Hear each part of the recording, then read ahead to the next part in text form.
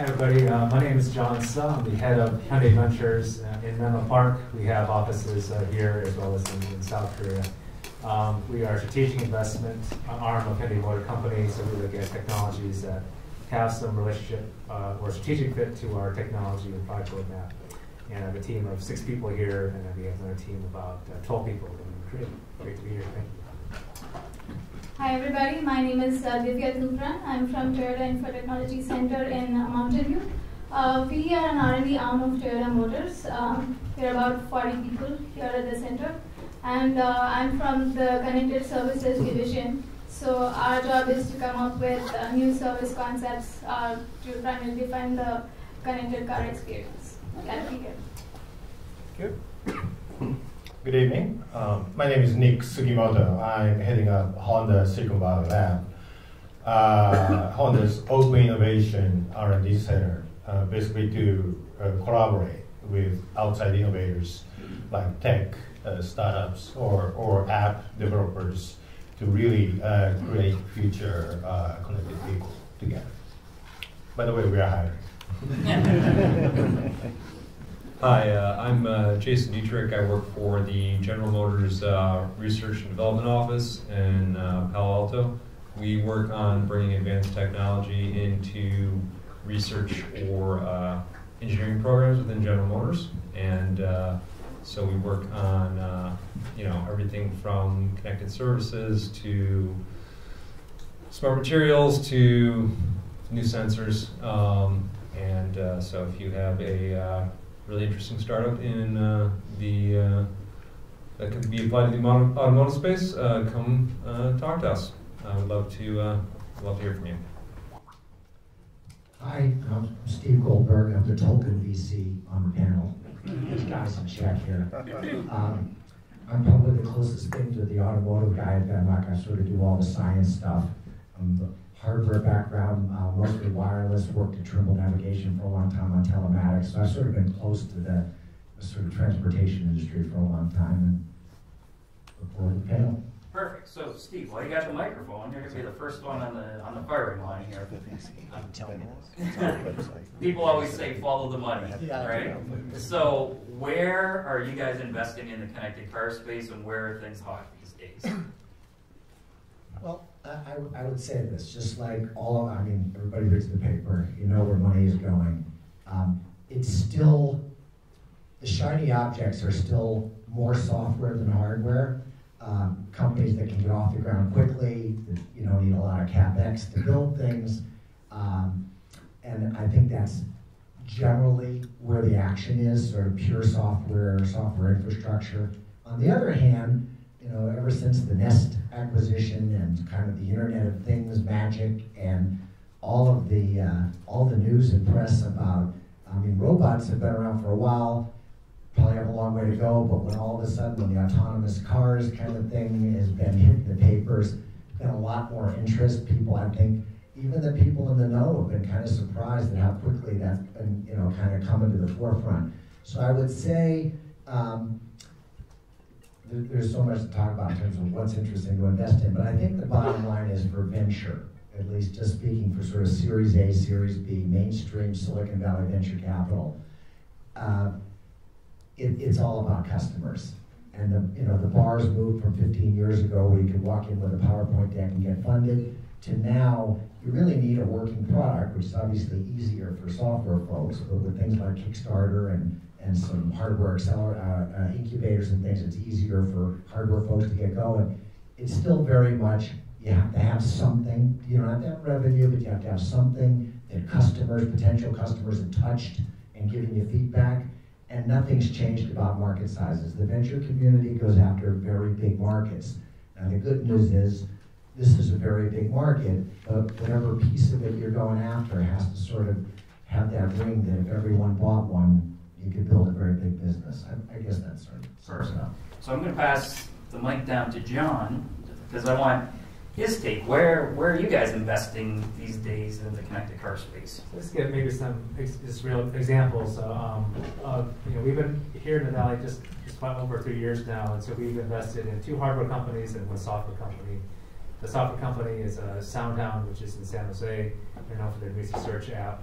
We invested in a wireless power, wireless charging company, which is for both the mobile market as well as the EV charging market. The most recent investment was in a company called Estendo Technologies down in Carlsbad, which does special. They have a photonic imager, which is able to make displays that have incredible brightness and very, very high density displays, which we think could be helpful for head-up displays. So in other words, a lot of except for SoundHound, it's a lot of hardware. It tends to be a lot of hardware type companies because what we're trying to do with this investment is to accelerate the inclusion of new technology that is different from what we're finding in our supply chain or even our own internal R&D.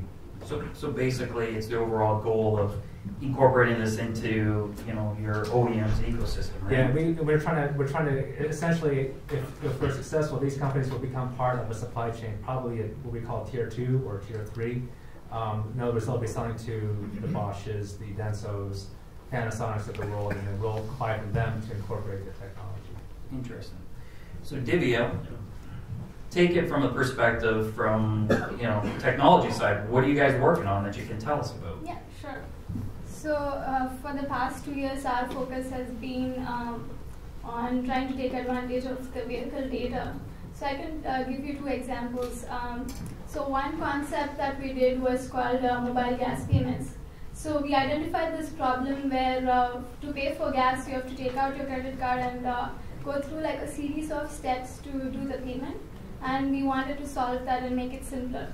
So what we did was partner with SAP and Verifone on that, and we built this prototype where the driver would pull up to the gas station and the head unit would identify the pump number you are at, and all the driver had to do was authorize payment by clicking a button on the head unit. And then Verifone would unlock the pump. So you would actually get out of the car only to actually fill the gas, and the receipt would be emailed to you. So this was one concept. And the other one, it's called TankDrive. So we thought of it as a platform where advertisers could use vehicle data and offer incentives to users. So we partnered with Rod and Robbie on that. So what we did was we had access to fuel level in the vehicle and the location of the driver. So as the driver walked towards the car, we would give him an offer to say, hey, if you fill up gas at this particular gas station, you'll get a free candy bar or a free car wash, for example. So we did this prototype and we deployed it to a group of test users, and about 80% of the people would go to the gas station that we recommended. So we think of it as an evolving platform where not just gas stations, but maybe like restaurants or other peers would advertise and offer incentives to users. So these are the kinds of things that we're working on right now. Cool. Nick. Sure. Well, before I talk about what we're doing, I just want to touch upon the venture capital. Yeah, absolutely. Yeah, Honda used to have a venture capital arm, actually, and I was leading that. We transformed our model like 4 years ago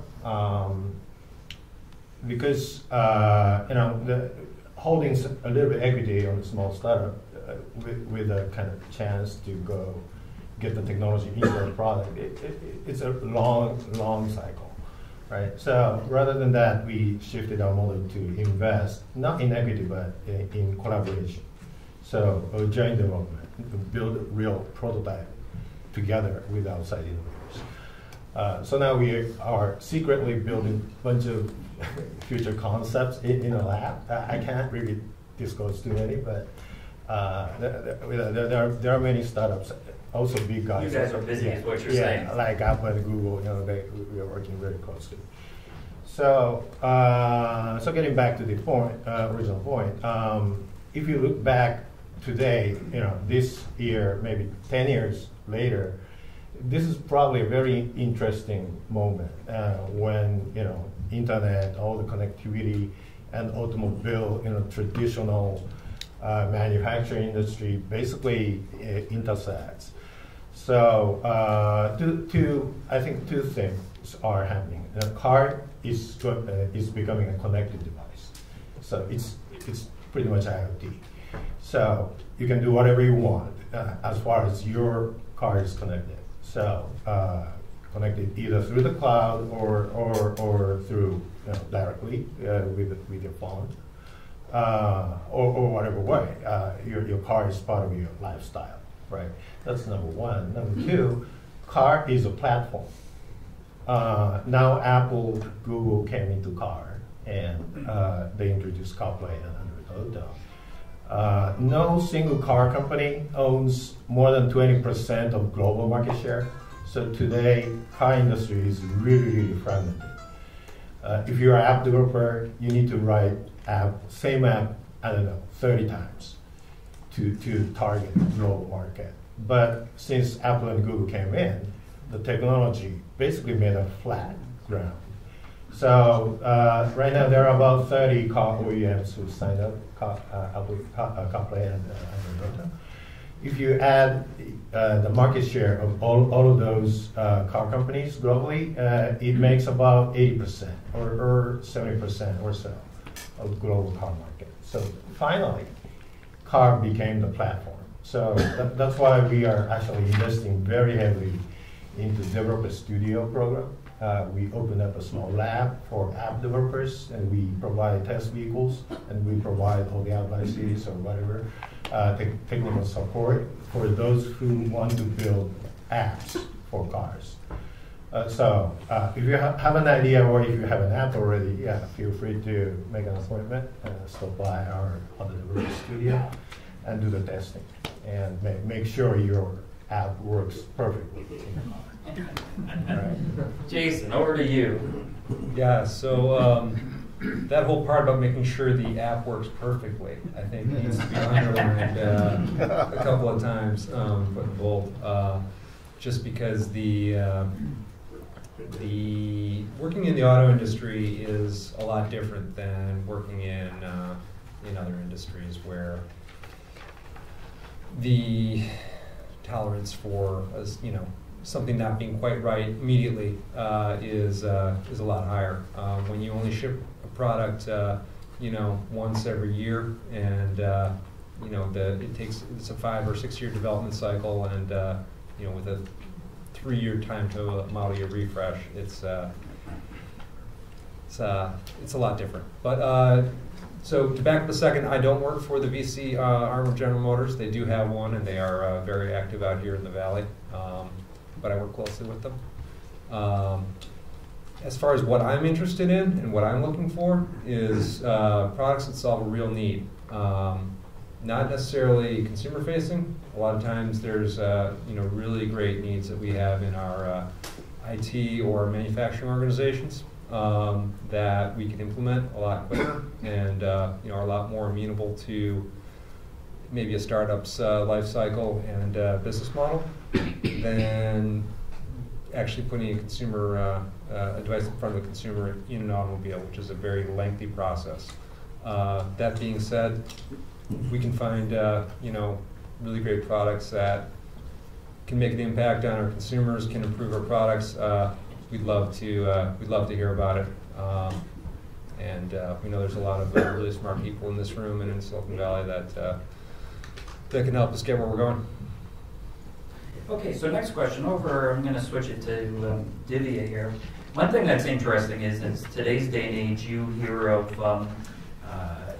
maybe Silicon Valley losing its edge, and you've got Silicon Alley in New York, or do you really have to be located here? What I find interesting is everyone sort of on this panel has decided to actually put down roots here. So can you talk why Toyota wanted to, have boots on the ground here? So our company has been around here since 10 years now. So they wanted kind of to have an expertise in IT. That was the primary goal. But I would say a lot of the companies that we work with are established in the Valley. I see a trend where we are not working with traditional tier 1 suppliers to put out features in the car, but we are trying to work with technology companies that are based here. So since most of the companies are here, that is one reason, and just the culture of this place in general. That, and then we also hire staff from here that match with our culture. Nick, why'd you guys decide? Well, it's more than obvious. It's Silicon Valley, right? Yeah. So, great people, great idea people, great innovators want to come here, right? And work together. But That's couldn't you access that from using the internet, Skype, and flying in every oh, so yeah, often? yeah, of course. We use Google to search to maybe some new company being born in Israel or whatever. But nothing is more useful than face to face. Sitting side by side, working together, creating idea together. So yeah, maybe after a few face to face meetings, maybe you can split the task and go back home and do some work remotely, maybe. But occasionally you need to sit down together, right? Anyway, and no matter what you're working on. So that's why we're here. And a venture capital community, that's a great engine of Silicon Valley, and that attracts a lot of innovators. A great example is Waze. They were born in Israel, and they opened an office here in Palo Alto, and eventually being acquired by Google, right? So all the stages here, no matter where you were born. So that's why The world is centered here. yeah, that's why we want to be the world mecca of innovation. So, Steve, talk a little bit about, and maybe grab the mic from Jason. You're investing. How have things kind of changed over the years, and is Silicon Valley still the it spot? Especially as it relates to the connected cars, say, versus Detroit or LA, which is known as Motor City of the West, or in Japan or over in Germany? Well, first of all, I think most people in the room know this. I mean, the challenge of starting a company isn't just the money guys, right? You got all the service providers, the attorneys, the financial people, the auditors, the advisors, other people who have had successes and they can help you. So, there's it's a whole different topic, but the bottom line is a lot of other places in the world, some have gotten close. I mean, Boston still does a lot. New York has done well in certain segments, in advertising. San Diego was hot for a while in wireless, kind of quieted down, and then there's some international spots. But Berlin has kind of heated up, and London has been big. But the net is the whole ecosystem is here, so it's just that much easier.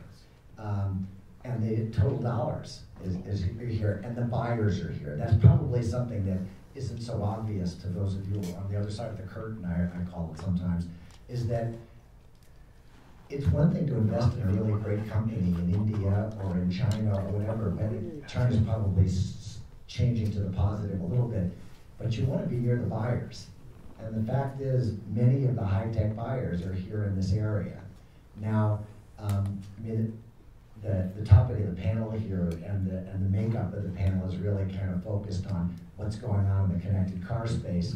I guess I would say that we've watched kind of the up and down of clean tech, which brought with it some innovations in electric cars, right, and hybrids.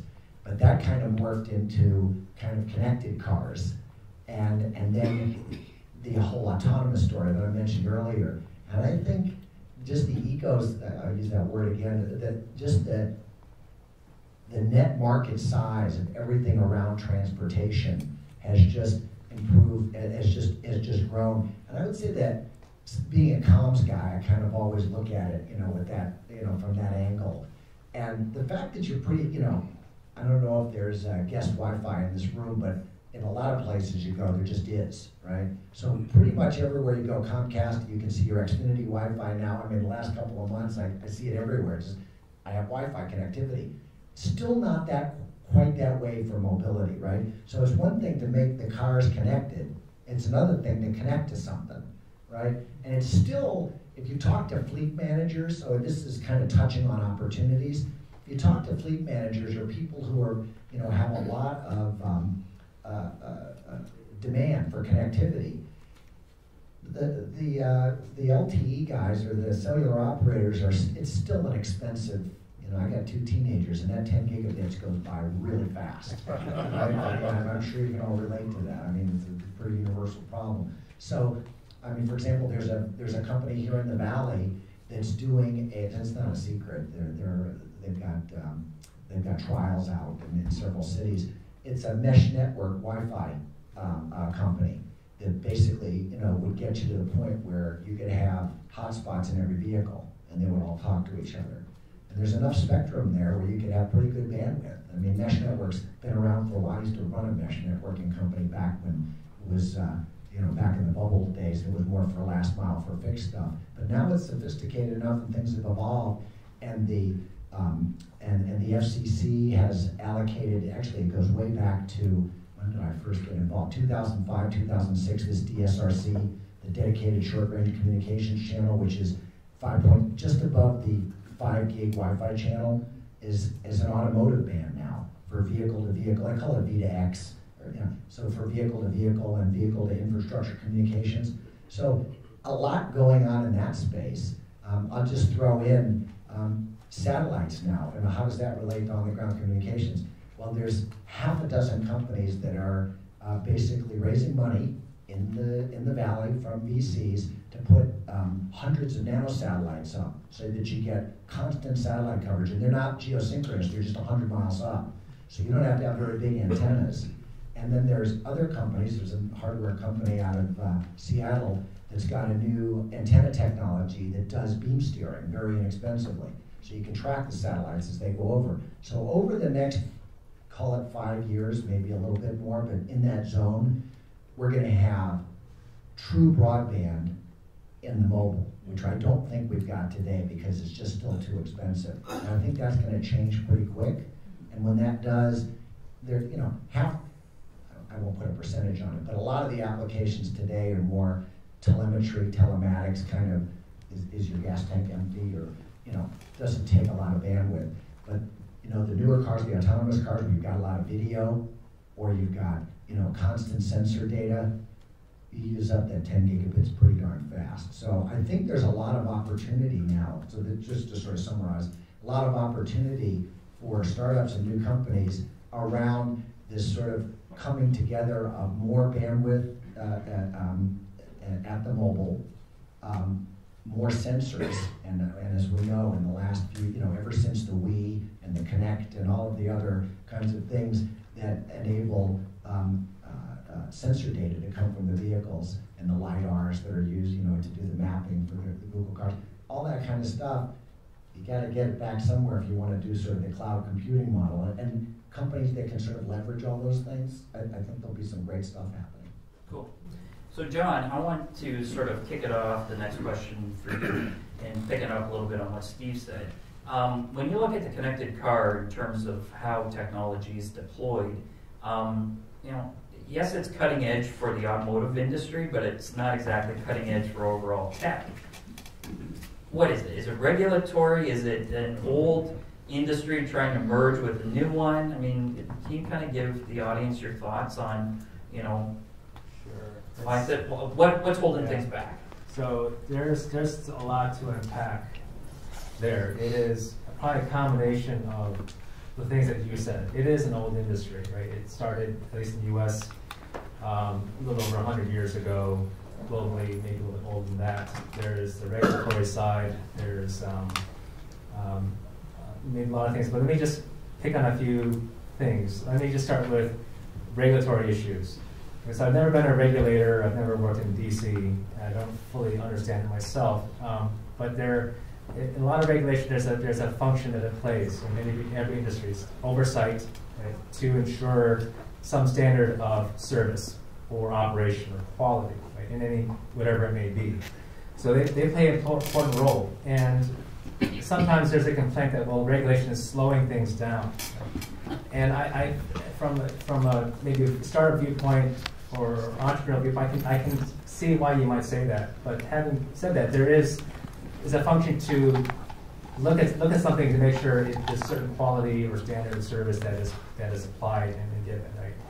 And at any object that moves faster than 25 miles per hour, a safety issue becomes nearly paramount at that point, right?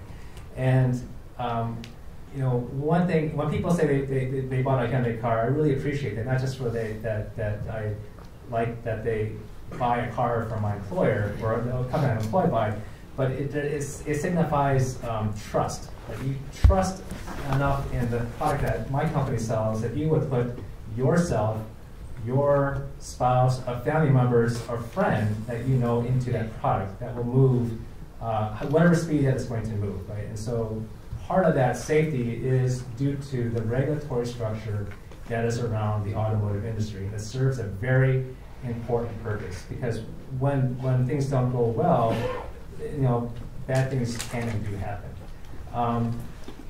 But speaking to, I think to maybe the spirit of your question about the old and new, you know, I think if we both those of us in the automotive industry and those here in the tech industry, I think if we can come to some appreciation for each other, I think that's going to help a lot. Because, you know, if I think about car development cycles, whether it's 3 or 4 years, it is what it is in a sense, right? You can only shrink it down so much before you jeopardize the engineering of it. It's sort of like, this is not the perfect analogy, but I'm going to use it anyway. It's sort of like pregnancy, right? So it's 9 months. Some say, well, that's too long, right? Well, it takes 9 months for the human being to develop to a state where they can be born, right? Same thing with a car, right? There's a complexity to it which gives it, there's a necessity to engineer things and test things in a way that takes a certain amount of time. And having said that, though, we do recognize there's a tension now. Connectivity is coming from the industry where it is. We have development cycles put a certain pressure on how do we reconcile these things. I don't have any quick answers or pithy remarks to make about it. However, what I'm going to say is if we can try to understand each other to find a way to make it work, because safety is very, very important. And if you have a connected device or connectivity, there's a problem called driver distraction, right? And you might see the studies, it is by some measure worse than drunk driving, which is pretty bad, right? And so there's a sensitivity I want to make sure we understand, but if we can handle those complexities, I think we can go a long ways. But there is this complexity to the product and to the operation of the vehicle that we have to respect. Cool. So Jason, over to you. Pick up on what John was saying. Like, how has GM been able to sort of overcome this, if they have been able to, or is it a struggle? It's clearly a struggle. You know, I think there's absolutely that tension that John referred to. You know, between wanting to do things faster and this sort of zero tolerance for failure that exists in this industry. So, I mean, is connectivity going to be a huge enabler for creating the next generation of really innovative automotive products? Absolutely. GM's tried to get ahead of that by putting 4G LTE in the cars, Wi-Fi hotspots in the cars. Hopefully, someday in the future, we will have more of a open app framework that allows people to develop applications in the car. Until then, hopefully the Google, the Android Auto, and Apple CarPlay will fill that need. But I think we're going to see a lot of really innovative features coming out in the next couple of years, slowly evolving from stuff that may not seem like it's a big deal, but it will build a expectation of what your car is going to be able to do for you in the future. A couple of the ones that were announced at CES this year were a vehicle prognostics, where we can take a look at different systems in the car that may be sending out signals that they're about to fail. Your battery, your starter motor, other systems, and tell you in advance that the car, may be having a problem in the future, and that you should definitely bring it into the dealer as quickly as possible. The other one is GM at your service, where we're partnering with different retailers to offer you different services and deals as you go along your way. That's through OnStar, and look for similar ideas coming out in the future. Cool. So Nick, I'm going to kind of bring it down to the, what I'm sure some of the audience members are thinking, and there's a lot of developers in the audience. Where do you see opportunities for developers and other startups in the connected car ecosystem to make a buck? Make a buck, right. Well, I don't know. It's but is it infotainment? Is it safety related issues? Is it the autonomous car? Is it Yeah. Well, of course. Is it hardware, software? Yeah. Just touching upon that previous point, the speed of innovation, Right. car ID, it's fundamentally different. I agree, and I agree with other panels' comment too, because the fundamental function is different. The car drives, turns, stops, and if you fail, you may die, right? Yeah. So it's different. But as I said earlier, this year is maybe a historical year that those two converge together, and from car companies' point of view, by decoupling IT innovation from car innovation, like smartphone coming into a car and being connected with a car, then you can enjoy a bunch of different car apps, which is designed for in-car use and probably tested for safety purpose. So that's a new frontier. So it's your idea. Same as smartphone app ecosystem. I don't really know exactly how many apps are available for Android and iOS. Maybe several millions, or maybe over 10 millions. It's all about your idea, app developers' individual idea, and it's also about customers' choice, right? And that's finally happening in the car. So I don't say this is their very promising area. I don't say this is the most promising target application. I don't say that. It's all up to customers' choice. And if you see an opportunity, just do it. And we are happy to help. And Honda wants to be the company who supports app developers most aggressively and most friendly, I would say.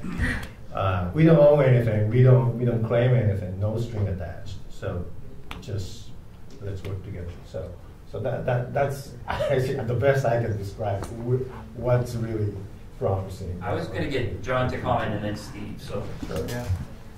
So I can't give a lot of details right now, but we are working on what we might call an IoT platform for the car that will facilitate through open source hardware, open source software, to allow developers, people with ideas, to develop product that they could sell that would interface with the car to do something, as Nick was saying.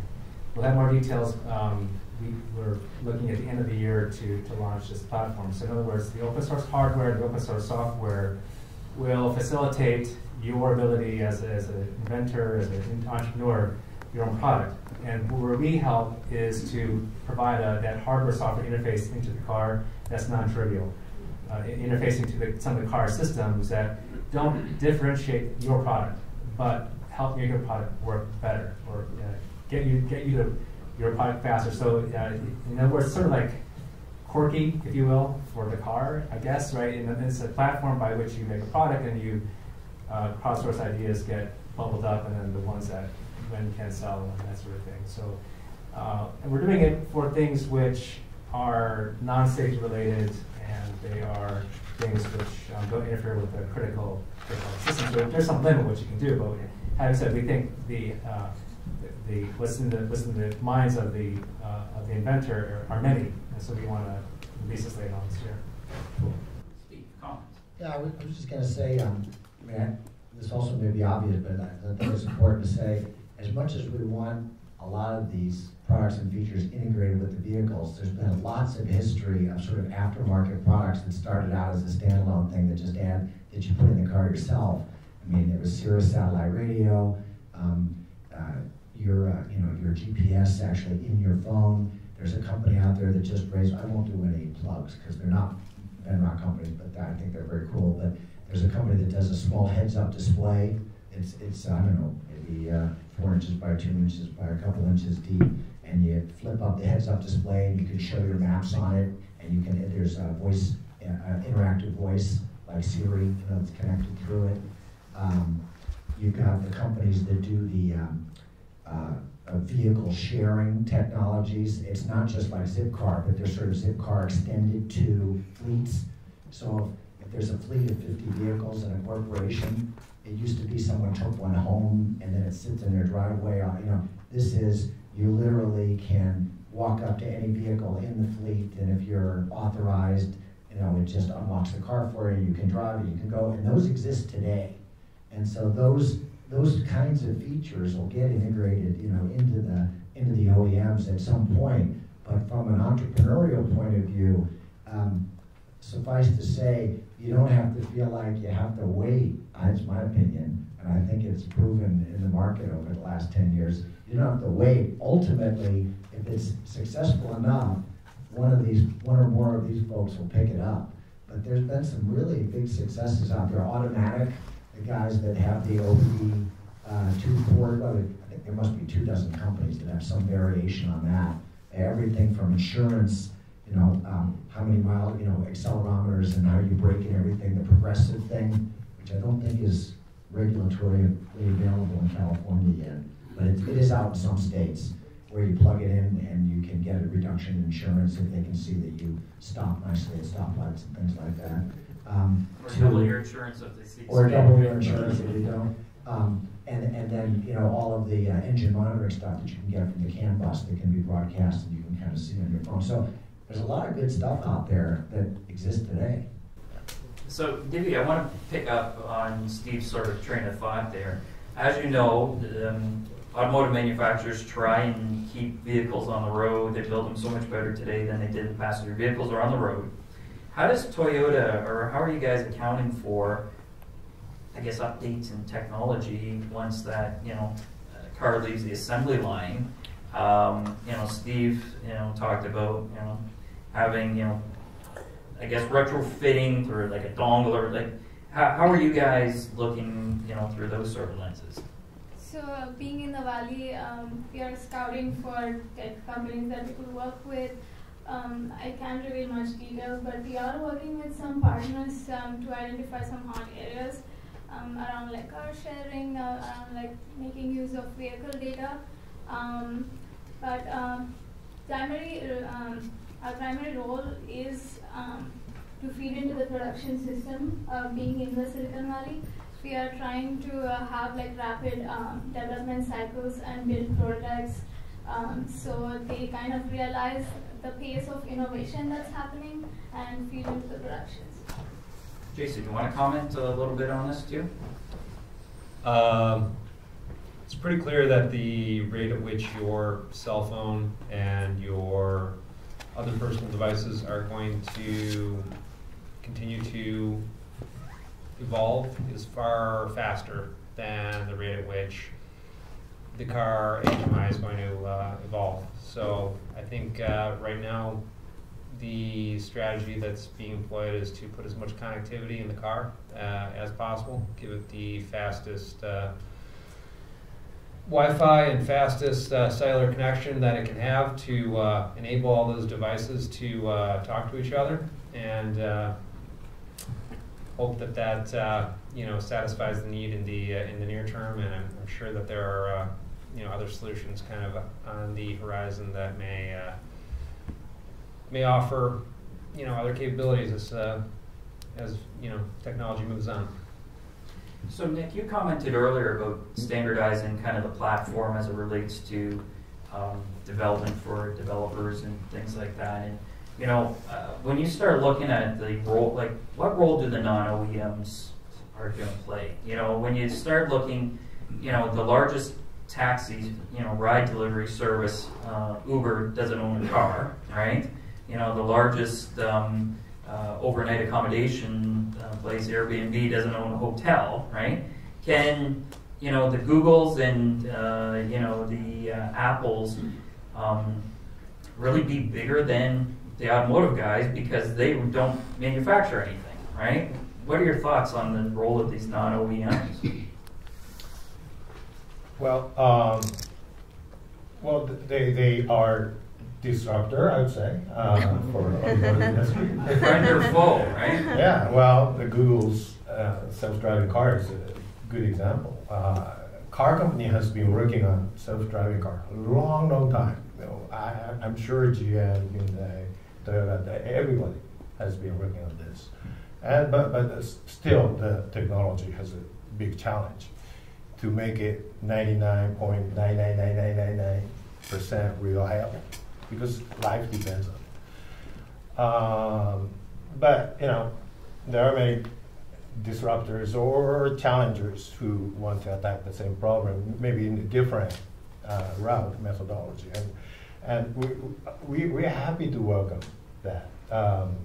Maybe part of Honda's culture, motorsports culture. You know, the competition always is a good thing. So yeah, definitely. And of course, Uber. Yeah, everybody becomes a driver, taxi driver. Some countries it's illegal, but some area it's okay. Yeah, maybe we might want to think about maybe future car. You know, design a car to be more suited that kind of use, and if that appeals to the customer segment we have who wants to be a driver, or customer who wants to share the vehicle itself to someone else. You know, maybe the function to be able for you to monitor your vehicle from remote location when you rent it out to someone else. That could be a very useful feature. So yeah, definitely as a car manufacturer, we want to adopt that big change. But I don't know how Google wants to be a car manufacturing company or Apple wants to be a car company. But yeah, as an existing car OEMs, definitely we need to continue to innovate and change our design of the vehicles to our customers' needs. Steve, you want to sort of pick up a little bit on this topic in terms of, you know, what role are the non-OEMs going to play? Are they going to be the one following the lead of the OEMs, or are the OEMs going to be following their lead, or, you know, or take a quarter out and flip it? Oh, okay, well, so the limited perspective I have is I'm actually on the board of an electric car company in the last year. I took over from one of the other guys that made the investment and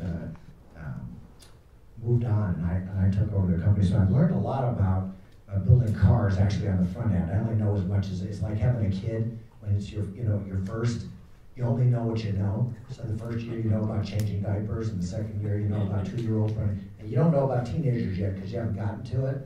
Well, that's where I am with I've never worked inside a car company, so I know the first year worth. So I see all the workstations up there with all the simulation tools and the crash dummy stuff, and they're building the aerodynamic models so they can take it to Detroit and test it and all this kind of stuff. It's pretty cool. It's a fully electric car. It's not a secret or anything, but if you want to hear about it, I'll tell you afterwards, but that's not a stealth company or anything. So the question was... So what role are the non-OEMs? Yeah, are they going to be driving that? So I was going to say, so from my perspective, it'll be a really long time before the non-OEMs get the expertise that's been built up over 100+ years by these guys. And I see who we're hiring. We're hiring folks from these companies.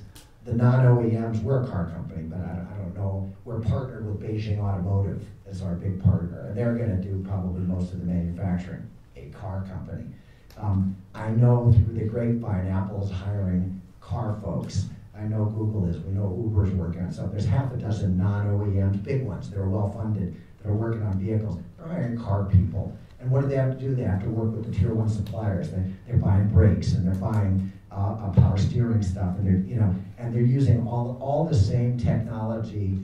Yes, the motors and the electric cars. Maybe you can get some new folks that don't come from the automotive industry to do that. So and the infotainment systems. A little, you can pull that from the computer industry. Although the reality is, having worked at Trimble, to have something work from minus 50 degrees F to 160 degrees F for 20 years is not a simple thing to do. And these guys know how to do that. The comments related to it just takes a long time to test and do these things.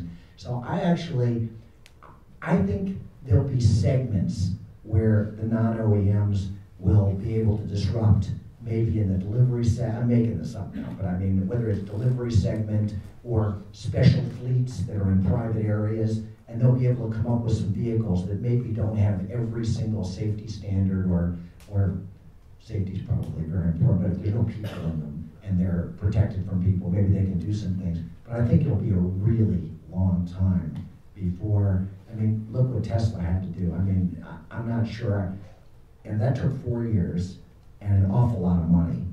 And it's a wonderful thing, but it's not particularly an easy thing to do. I don't know if it was a one-off, but it was certainly a special company. So I don't think that's going to be happening overnight again. John, what role do you see the non-OEMs playing? Are they going to dictate to the OEMs, or are the OEMs going to dictate?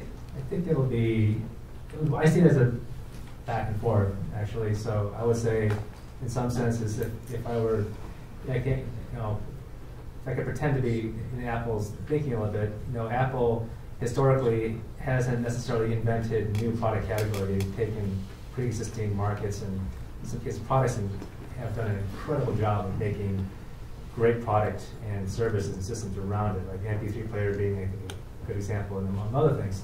So if they want to look at the car industry, they want to, in a sense, follow us, the car company, right? If they did make a car, I'm sure it'll be incredible. By doing that, then I think in turn car companies look at Apple if they made a car, right? And of course, they get, and then we would in turn get inspired by them. So I do see a role. The role I see it is so it would be hopefully mutually inspiring.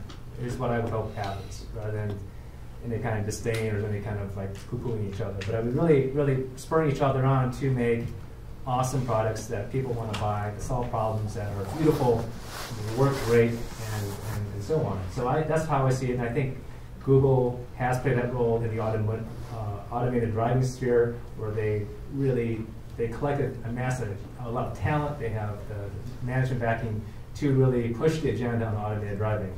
And I think with Google's effort, they really spurred the incumbents and regulatory agencies on to think about what is automated driving and so on. So I do see the non-automotive non-OEM companies really pushing the agenda, but I think I think the consumer will benefit the most.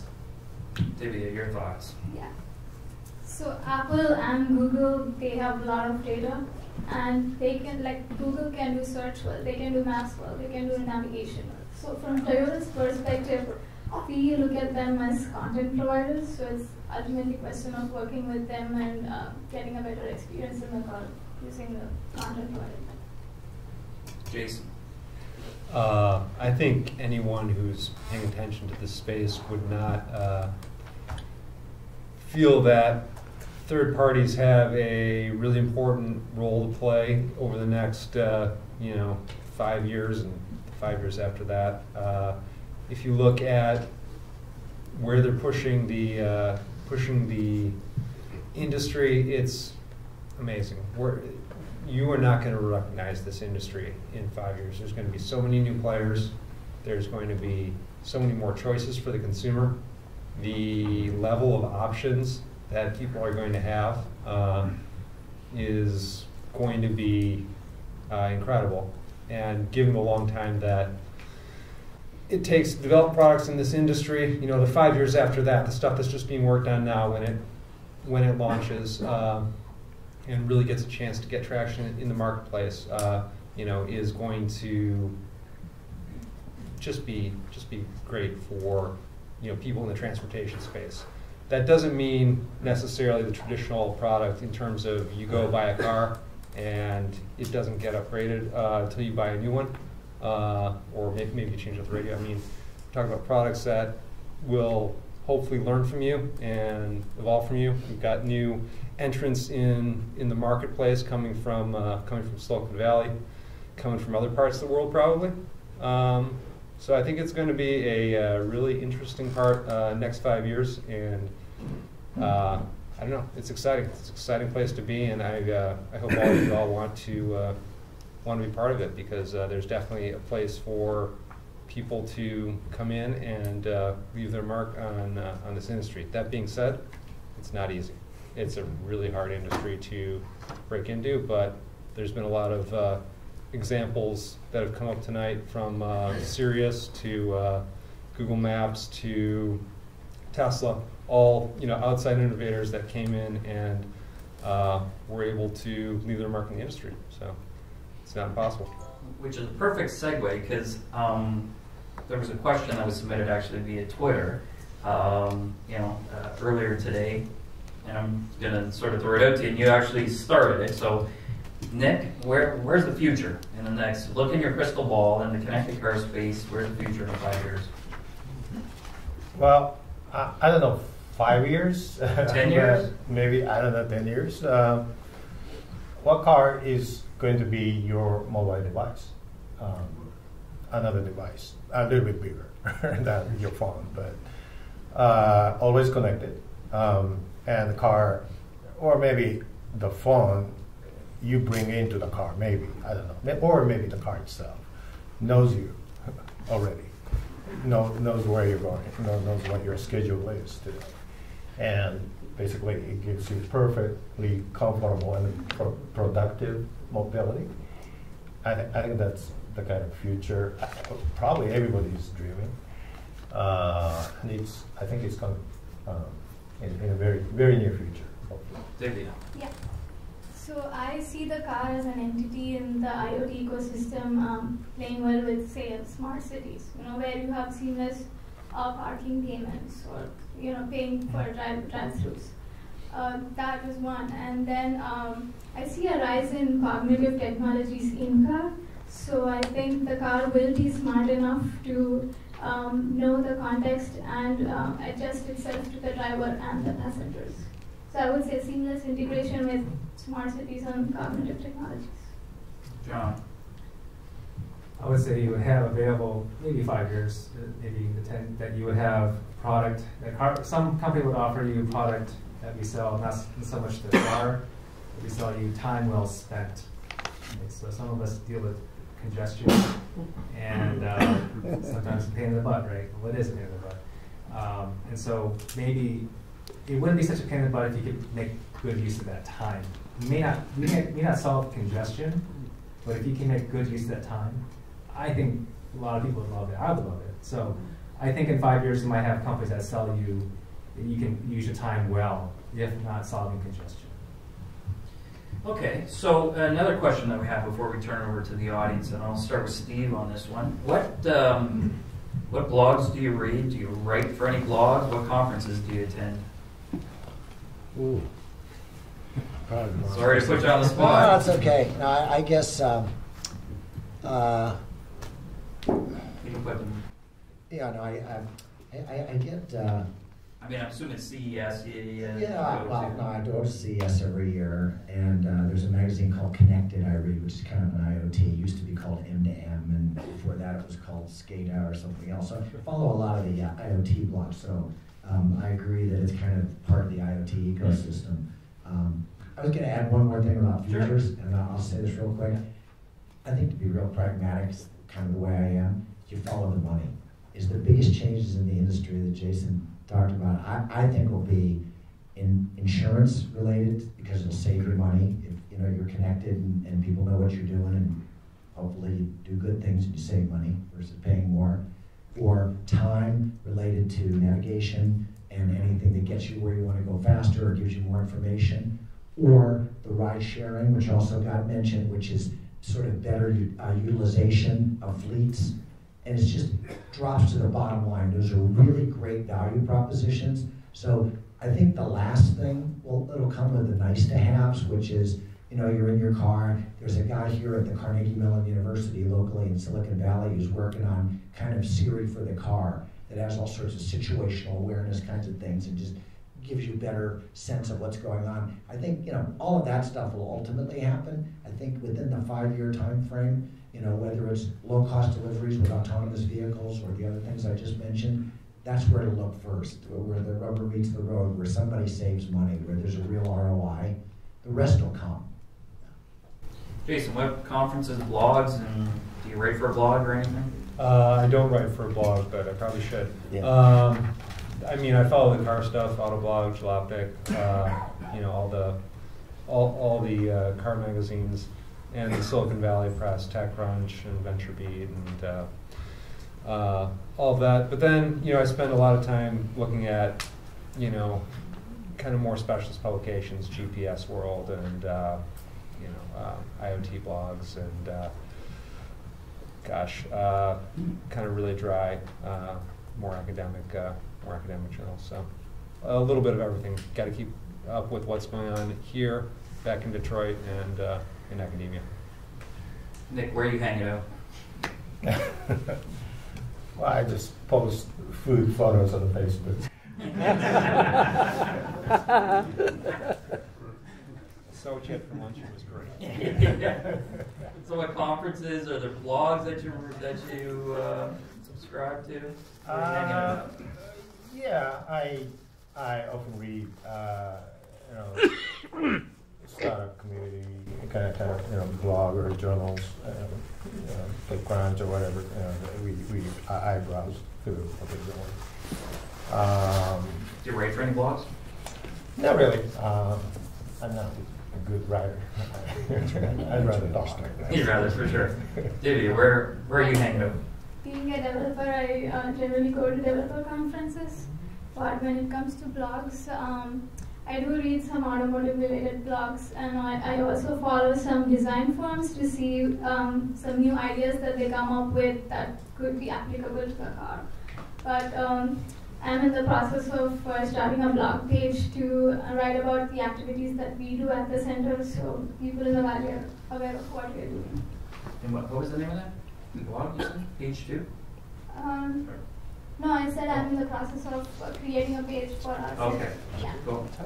So I don't blog, but where I hang out and look at is I try to understand what the fastest innovators are doing, whomever that may be.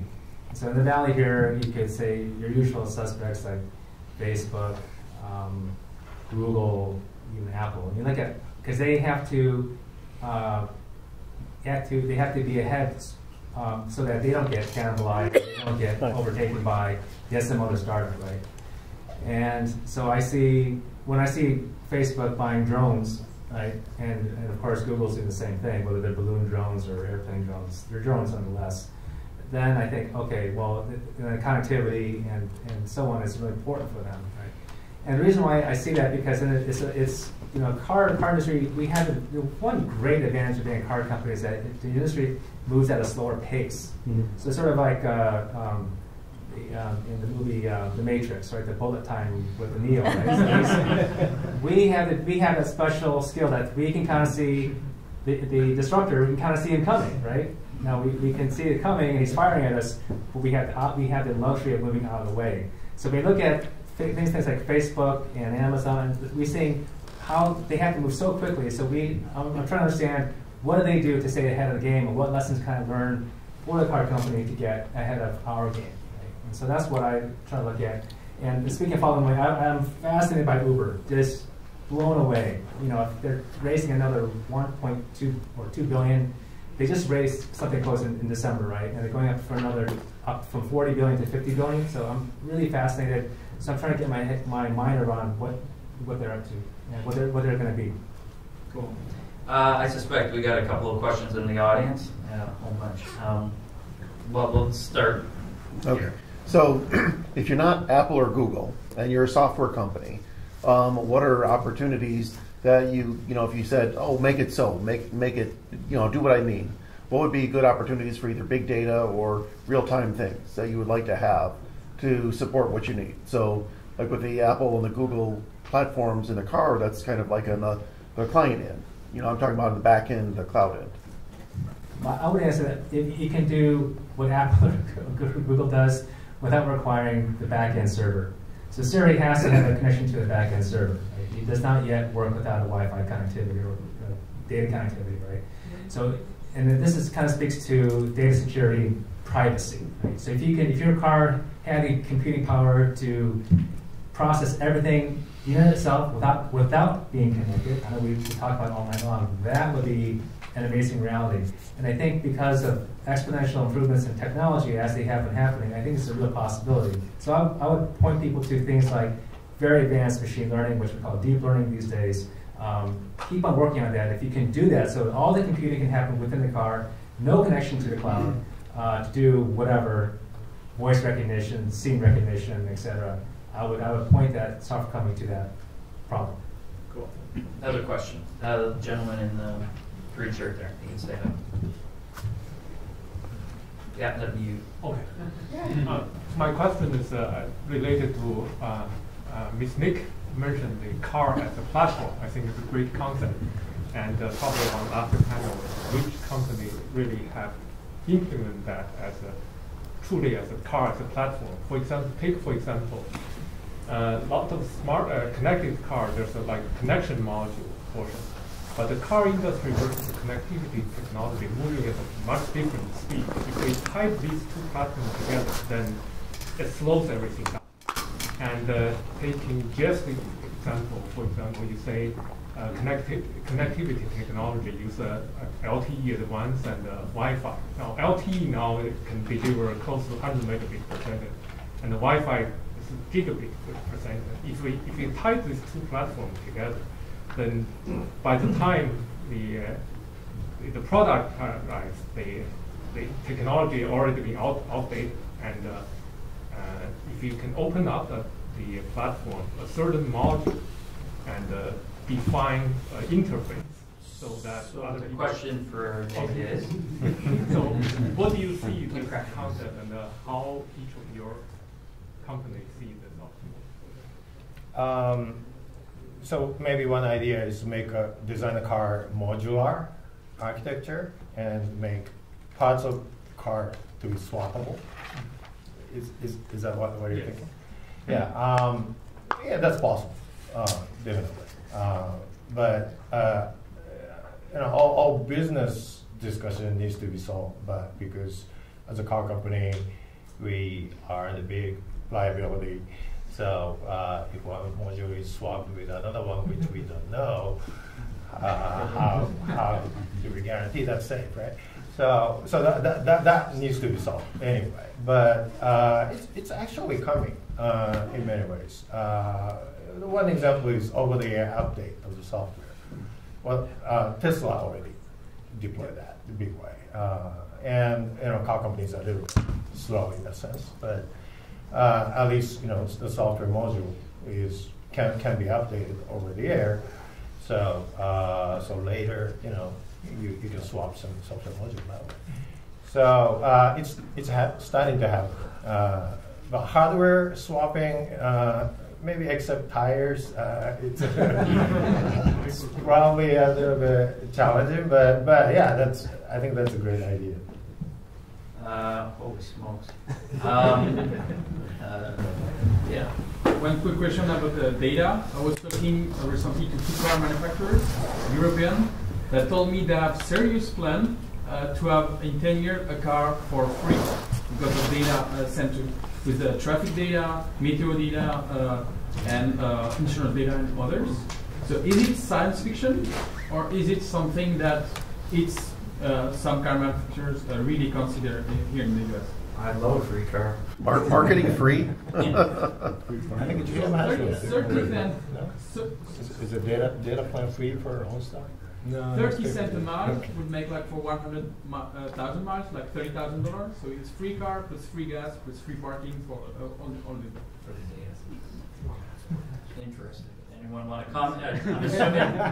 I would be killed by our sales department. Yeah, that's what I'm thinking. Yeah, well, It's not science fiction. And there are a couple issues about.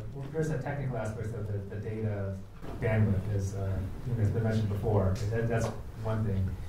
But on top of that, top the technical, to me, is the privacy. Okay, are these private? I mean, the privacy issue for me, I think, is still unresolved. Like, you've still got problems with privacy with regular old tech, if you like, let alone connected car. So until we solve the privacy issue, I don't know. I think technically it's not science fiction. It's science reality. It's the privacy issues that are far more difficult. Steve, you want to pay? I was just going to say that it seems like the more likely thing, whether it makes sense or not economically, these folks are in business to make the vehicles, and they're always going to get paid. But some intermediary could buy the cars and then come up with some sort of an advertising model or data use model. So I can imagine a future where there are intermediaries that buy the cars, do a deal with these guys, get the best possible rate, maybe do some revenue sharing, and then, it's no different than has been going on for 50 years that you can get a paint job from somebody who has their company name on it and make enough money to cover your expenses if you want to drive your kids to school with, Microsoft on your car or something. You could do that today. Over on this side. Yeah, in the connected car ecosystem, there's so many players involved right now. And my question is about interoperability. So do you see a trend toward open common standards or more for like proprietary interfaces between? So good question. Views on that. Well, this whole DSRC V2X industry is working on standards. I haven't kept such close track of it, but I think that industry's been around a while, and I think they're probably fairly far along. And you've got the standards on the CAN bus because you've got all these guys that do these modular plugins, to get the engine data or whatever we were talking about earlier. So I think there's a fair number of standards that exist today. And matter of fact, the automotive industry has been pretty good about standards. Jason, you want to comment on that? Yeah, I'm not entirely certain I understand in terms of whether or not you think there's going to be open source code being placed, in cars by manufacturers. But I would agree that there are a lot of standards in place to approximate kind of an open platform. It's not quite the same, manufacturer in most of that information. Next question. Gentleman on the gray shirt standing up. Yeah, with the connected car and the world of hackers, do I envision the day where I'm driving down the highway and I stall out and all of a sudden a ransom, where over your feet, my vehicle will restart? I hope not. That doesn't sound like a good customer experience. Nick, you want to chime in on that? I mean, it's obviously security is paramount with what you guys are developing, right? Yes. Safety and security is number one for any car company. So sure. I hope it doesn't happen. And I'll just, my other life, I've been in the internet security business and sitting on a couple of boards, and I would just say this.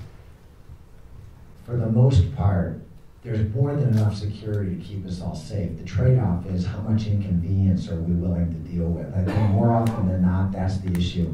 All the e-commerce stuff, banks and e-commerce sites, they could do plenty to make them very safe, but it would take you 15 seconds longer to log in, and they don't want that friction.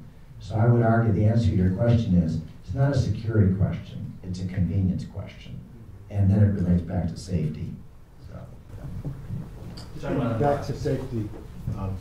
Some companies have advertised 10 years driving mortality and morbidity from traffic accidents down to zero, both in the OEM world and in the outside world. And some municipalities right now are looking at this safety issue as a very key one. Is this also disruptive? Is it going to be, is there money in it? Is this going to drive the money? Is this going to affect where we're going in terms of the connected car, in terms of being a substitute or a complement for it? Is it realistic? John, also the question was, is there from Are we going to see traffic accidents essentially go to zero, or is that a realistic? I don't know if it went to zero. I hope they trend downwards. Well, Of course, I want to see those trend downwards. Barring the remover of all human input into this products and system, which is a whole other topic in and of itself, right? I mean, imagine. I think the way you could drive to zero, if you drove out all human activity, okay, then you might have zero human fatality. Like riding an elevator. But that kind of world is a different kind of world, right? Think about it. Because if there's a false, I think, assumption that the automated car eliminates accidents because you remove human error. The fundamental fallacy with that statement is that you don't replace you're replacing the human, but you don't replace the human entirely. You make it, you put the burden of the driving task onto a programmer. And some of you are in the programming space and are very familiar with the idea of software bugs. There's a few software bugs once in a while, right? So if you have a human coding that automated driving, there probably will be at least one bug in that software code, don't you think? For sure. I would like to Yeah, add comment. So even before we go to autonomous cars, there's a lot of activity in the V2V and V2X space. People are doing a lot of research on collision detection, avoidance. So I think even that affects the study of Yep. And the other thing to think about is the average life of the car on American roads is 11.5 years.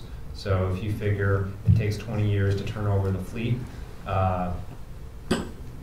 from the time where all cars that are being sold have these connected features that can prevent an accident, when all cars on the road that are being sold have that, mark that point and then figure 20 years, maybe more, because cars are getting better and lasting longer.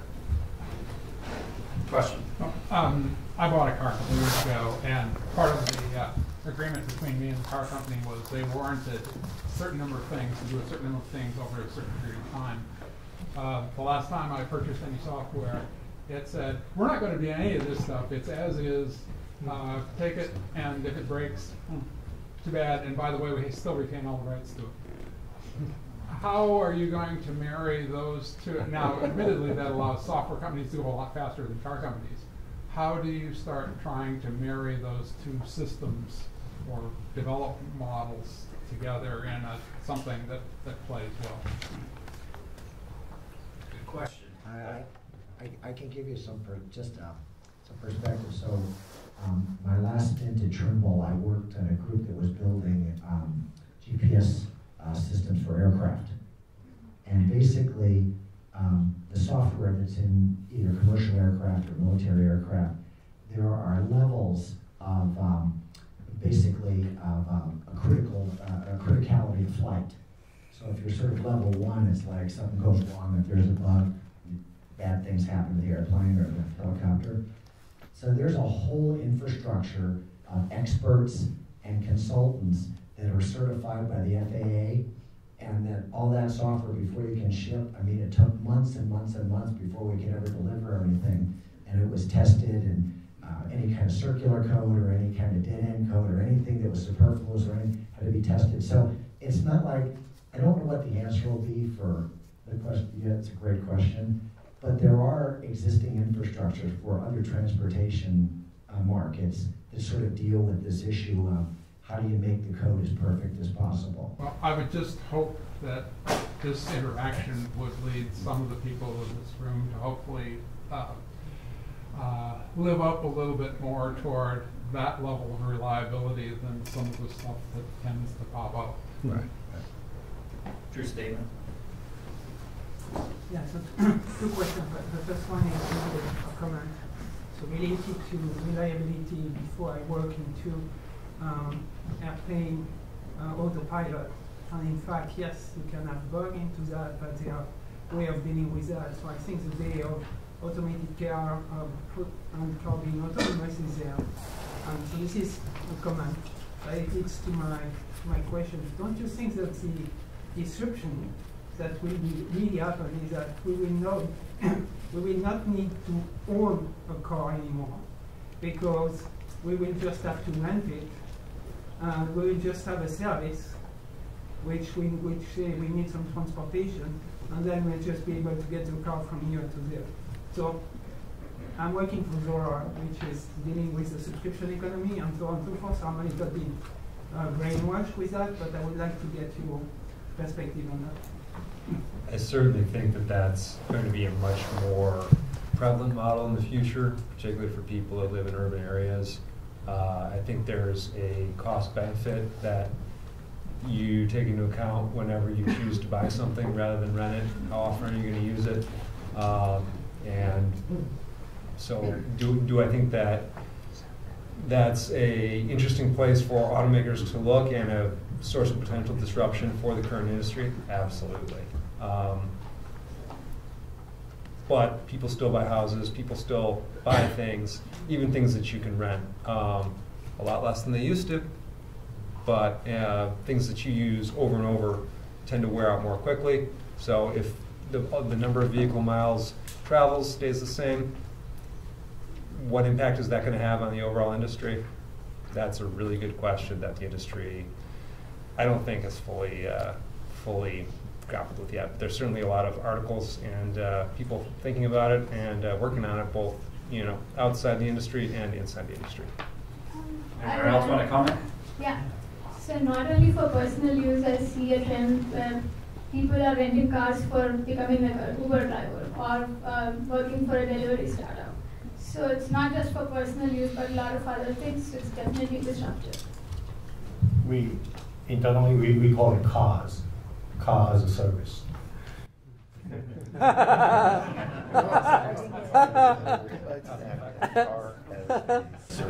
the past, optical discs were used to distribute data to cars for entertainment and navigation.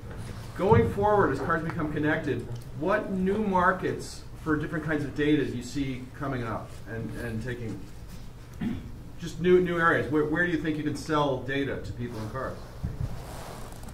What kinds of data? A good example is insurance, of course. That's actually already happening. Well, many other things. I don't know, maybe micro weather forecast kind of service may require some micro resolution data, maybe wiper motion in the vehicle.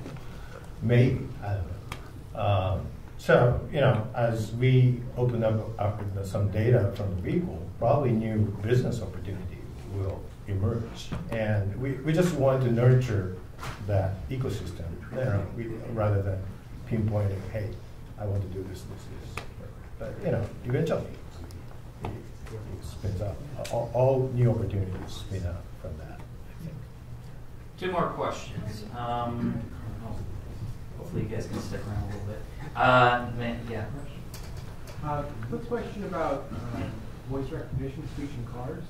We've had kind of a one generation of speech in cars. It seems like a natural interface for drivers to be talking to their machines, and hopefully their machines talk back to them. Mixed results. I'm wondering how the automakers look at moving forward with that, and also how the investors think about investing in that space. Who wants that one? Well, yeah. Voice is very important human-machine interface, particularly for a driver, because it doesn't introduce visual distraction. So yes, probably all car companies are working really hard on that voice interface, and also there are many startups being born every year, and many of them are being acquired by the big guy in Sanibel. But basically, we always looking for new ideas. For example, Honda Sycamore Lab, we work with many startups like that, voice interface technology companies, to really see how well it works, and how different it is from other existing technology available from other suppliers, yeah, we are looking for innovation in the space very hard. I would add that. Yeah, go for it. So the way I see voice input being evolved, I would say it would move more towards natural language processing, where instead of saying, hey, navigate to home, I would say, how do I get home? Something like that. That is one thing. And I see the system to be functioning, based on the personalized settings for the user. For example, if I say there is a McDonald's here, it knows where the usual McDonald's is that I go to, something like that. Some tailored vocabulary for the user. That's what I John, you want to chime in? Okay. Last question. Figured that side of the room on. You're a lucky guy. Yeah. Which emerging technologies do you see as most promising, particularly in the next generation of green transportation experience, outside of just going with an electronic drivetrain?